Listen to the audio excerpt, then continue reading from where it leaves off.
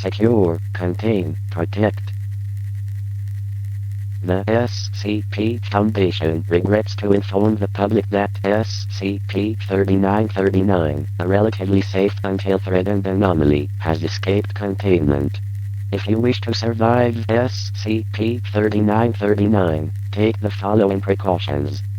Do not try to attack 3939, as it will not end well.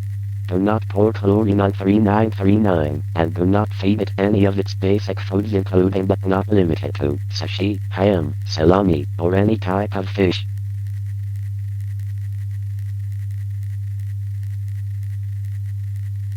This is an innate representation of what 3939 looks like. It should be gooey in nature, and seem more like a moving mass of jello.